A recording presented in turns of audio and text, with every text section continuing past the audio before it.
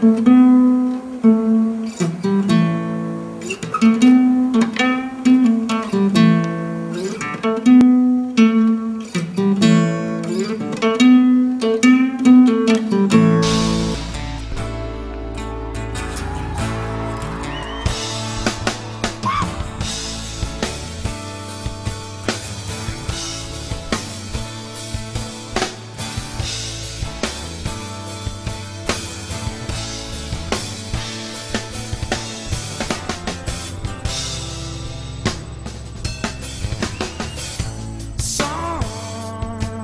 said, "If I got a little story for you, what you thought was your daddy was nothing but a while you were sitting home alone at age 13. Your real daddy was dying." This is a little story I'd like to call The Curse. The song Alive, which was on our first record, and it was the first song we ever wrote as a group, and a song that we played hundreds of times live. It's really, it's been transformed through the years, and it's not so much how we play it or the arrangement, but more the interpretation. Part of the charm for me of Pearl Jam songs has always been the idea that they're very open to interpretation. I remember the first couple albums before the internet, getting the liner notes and looking through the chicken scratch that Vedder had written in the lyrics pages, and just trying to figure out most of the times what he was even saying, and listening so carefully to the songs and trying to figure out exactly what he was saying. And having that ambiguity, I think, really opened up the songs to interpretation for me. So the original story being told in the song is that of a young man being made aware of some shocking truths. And one was that the guy he believed to be his father while growing up was not. And hard truth number two was that the real father had passed away a few years before. I find the song Alive very relatable, not because I've had a similar experience, but I think ultimately the song is about secrets. In this case particularly family secrets, which is something I think a lot of us as children don't realize, a lot of the things that are going on in our families. And later on, in this case, in Vedder's case, as an adolescent, we start to figure them out. And sometimes they even come to us as adults.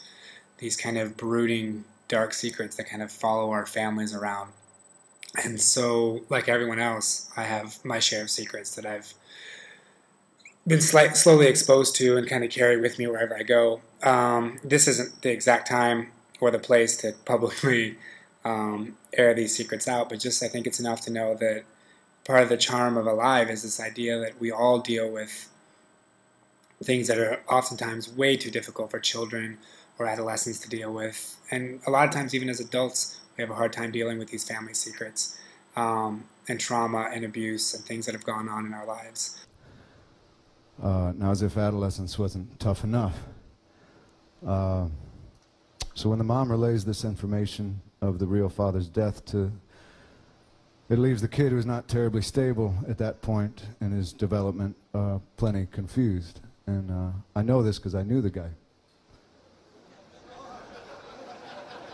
Not well, but I knew him. I mean, the guy was me, but I barely knew me then.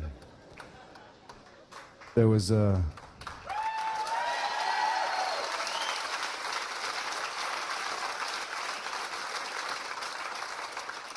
to be honest, I was barely there to be known. I think this idea of barely being there to be known is classic Pearl Jam and epitomizes this song of Alive. This idea that we are constantly evolving and growing and dealing with various kinds of pain and suffering. I know Pearl Jam has got this reputation of being angst-filled, but I think the beauty of Alive is this idea that despite these things, despite this barely being there to be known, we stand up with arms outstretched and we scream and sing that we're still alive and that there's hope. This is a reoccurring theme through all Pearl Jam songs, and I think as this little experiment goes on, I'll find myself repeating myself over and over again. But for me, this song, Alive, epitomizes the idea that no matter where we've been and what we've been through, we're still alive and we will overcome adversity. And that's just the nature of being a human being, is this idea that we overcome pain and we learn from it and we grow and we evolve. And to be sitting in a stadium or in a car by myself screaming at the top of my lungs, "I'm still alive," has been one of the most cathartic experiences of my entire life. And so he takes all this news as a curse. You know, fine, you tell me these secrets, I'm supposed to forgive, but I got to figure a way, you know, to live with this. And fine, the dad's dead, but I'm still alive, and I got to deal with this. So it was a curse, you know, I'm still alive. So cut to years later, and we're playing to larger and larger audiences, and they're responding to this chorus in a way that you never thought. And you know, folks are jumping down in the aisles and using their bodies to express themselves and belting it out, you know, singing along, you know, "I'm still alive," you know, in mass, you know. So every night when I'd look out on this sea of people reacting in their own positive interpretation, it was really incredible. The audience changed the meaning of these words. And when they sing "I'm still alive," you know, it's like they're celebrating. And here's the thing.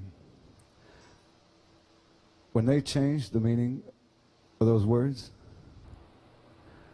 they lifted the curse.